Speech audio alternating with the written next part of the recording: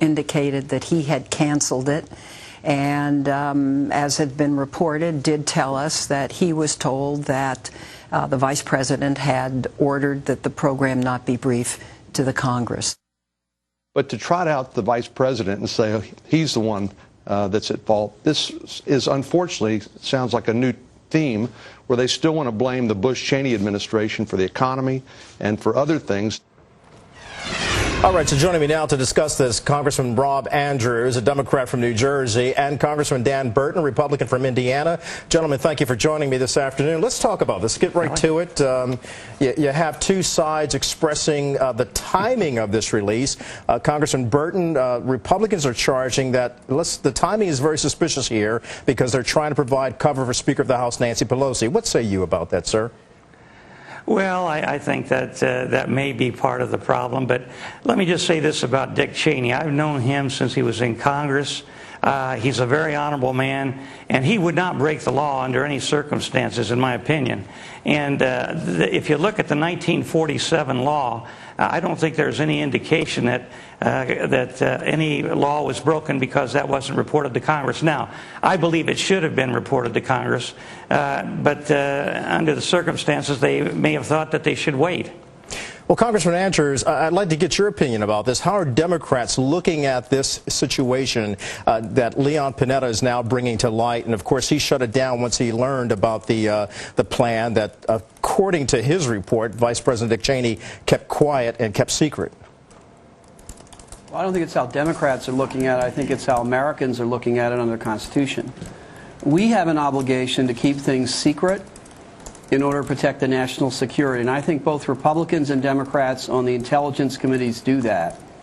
The administration has an obligation to inform those committees about decisions they've made that affect the country. And I think that the failure to inform the Congress here is a very serious problem that needs to be looked at very carefully. So, gentlemen, let's get beyond the politics here. When we look at this, let's look beyond the partisanship. What's really at stake with this entire issue of enhanced interrogation and whether or not someone in the CIA withheld this information from the Senate Intelligence Committee, the House Intelligence Committee? What's at issue here? Well, I think what's at issue is separation of powers. And, you know, I don't think it's Republican or Democrat. We in the Congress have a responsibility to pass judgment on whether what the country is doing is right or wrong. The executive branch has a responsibility to inform us. It looks like they didn't here. Congressman Burton, how do we move forward from here? Well, let me just say this. According to the law, the 1947 statute, until something is about to become operational, the CIA does have discretion when they release that information to the intelligence agencies. Now, I believe they should have, but you have to remember, this was right after 9/11, and we were very concerned about terrorist attacks, and there were decisions made at that time that were based upon trying to protect America. Now, it went on for a long time, and it is hard to get things out of the CIA, so I don't disagree. It should have been reported. But as far as laws being broken, I don't believe there were any. Oh, look, that's understood. It looks to me like this did go operational. And again, this is not about releasing it to the public. This is about going to elected representatives. Hey, Rob, how do you know it went operational? I think Director Panetta's decision. He didn't say anything about that. No, he didn't say it was operational. But gentlemen, let me intervene here. You see the dichotomy. This was not reported to the congressional committees it should have been reported to.